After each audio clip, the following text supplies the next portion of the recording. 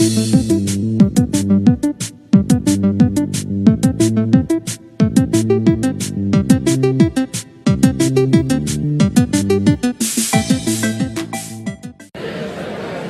is Donnie Reese here from PSVG at MomoCon 2018 here in Atlanta, and I'm standing with Sarah Conde from ID at Xbox. Can you believe that? Woo. Welcome. What brought you to MomoCon? So, I actually used to attend MomoCon years ago, all the way back when I was 19, and doing my undergrad. I'm fairly local, so I went to school undergrad in Florida, and I did my graduate degree at Kennesaw State University, which is a college fairly local to the area. So MomoCon has a dear place in my heart, and they were looking for guests and reached out to ID at Xbox, and it felt like the perfect match. Awesome. So, yeah. So we've got some Xbox questions for you that we're going to release on our State of the Empire podcast on the PSVG Podcast Network. Question number 1. This week, Xbox highlighted the 10-year anniversary of Summer of Arcade by discounting all those OG great releases. Yep.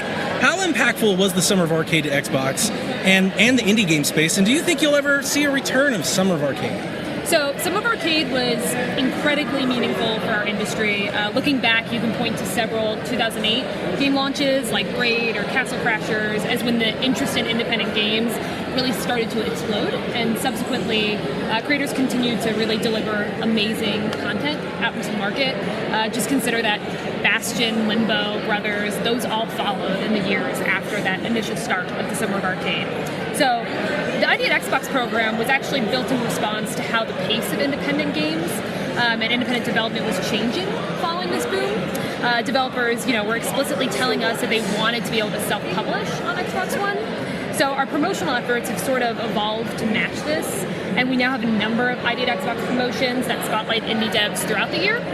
Most notably with the ID at Xbox Game Fest, which is wrapping up this week, with highlighting the 10-year anniversary of the Summer of Arcade, as you pointed out. In previous weeks, we also had discounts on Gaming for Everyone experiences, Xbox One X enhanced titles, as well as best streamed games, particularly for Mixer. And so throughout the year, we run other promotions like theme sales.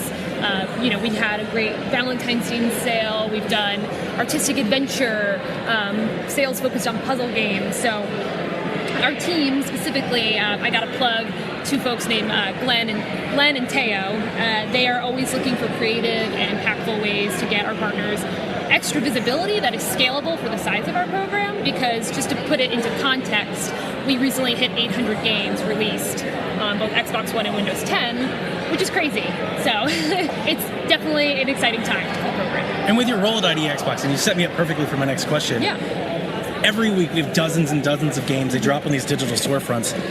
The indie game space has really taken over the second-party space. How hard is it to be recognizable or successful if you're an indie developer in 2018? Do you have any advice for indie devs that are trying to get noticed? Yeah, so discoverability is certainly an issue across platforms for independent developers in general. It really starts with fostering an online community and presence, and discoverability, it starts well before a game is actually released. And so it's really about building that presence strategically based on where you think your audience lives, and that could be Twitter, Tumblr, streaming platforms, etc. A great example is the work that Glumberland has been doing. So they're a 2-person dev team based in New England, and they have a game coming out hopefully soon called Ooblets. It's like an RPG, farming simulator, and it has these adorable creatures. Those are the Ooblets. I definitely encourage you to check it out if you haven't. But they're constantly sharing inside looks at their progress, their really awesome dev blog, and they're super active on Twitter, so it makes fans feel like they're more involved in the actual development of the game. And it's already generated a really excited fan base and a ton of early media coverage. And then having a physical presence at events like GDC, E3, PAX, cons like this, like MomoCon, can be a wonderful way to aid in discoverability. Our team, so the ID at Xbox team, goes to great lengths to support developers in getting their games in front of consumers and press at shows like this. So we use, I'll call it a democratic process for selecting games to showcase. Anyone in the program gets the opportunity to put their title forward. We get hundreds of applicants, and unfortunately we can't pick everyone just based on show floor availability, but we try to support as many partners as we can and try to give everyone a fair shot. Sure. Speaking to that, how do you identify indies, developers that you want to partner with and promote?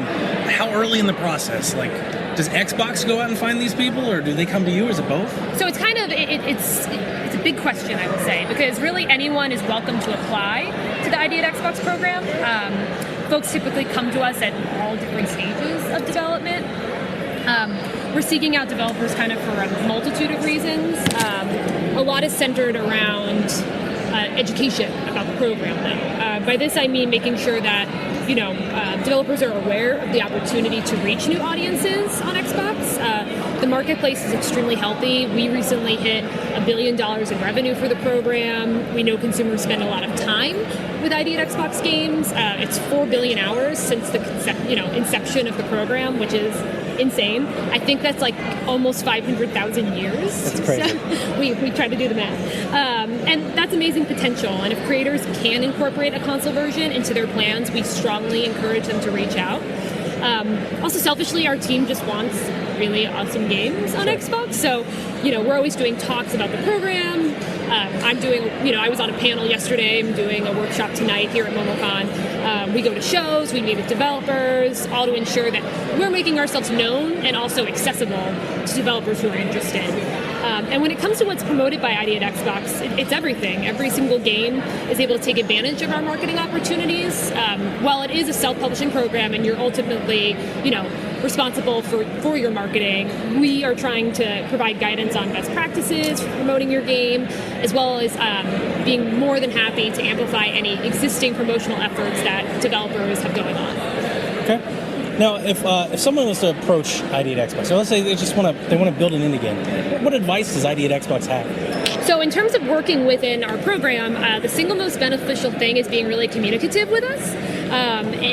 Through all stages of your development journey, talk to us about your marketing plans, talk to us about when you're thinking of releasing, talk to us if you have any questions or concerns. As I mentioned earlier, we can do really great things to amplify any existing promotional efforts, except we can't actually do those if we don't know what they are, if we don't know that they exist. And then the other big thing that probably sounds really simple and silly is just read anything we email you. So developers in the program receive a newsletter, and that newsletter is a huge way that we make marketing opportunities available. So as in calls to submit for shows, for different theme sales we have going on. So you got to be reading it to see the opportunities that are available.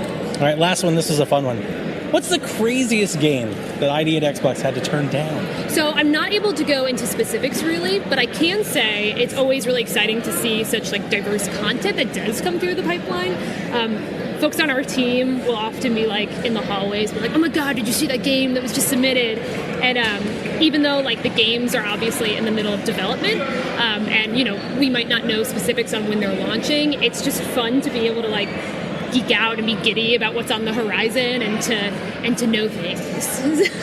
Well, thank you again so much for taking some time to talk to PSVG. Yeah. We're going to put this up on our blog. We'll tag you on our Twitter. Awesome. And enjoy the rest of MomoCon. Thank you. I love this show. So.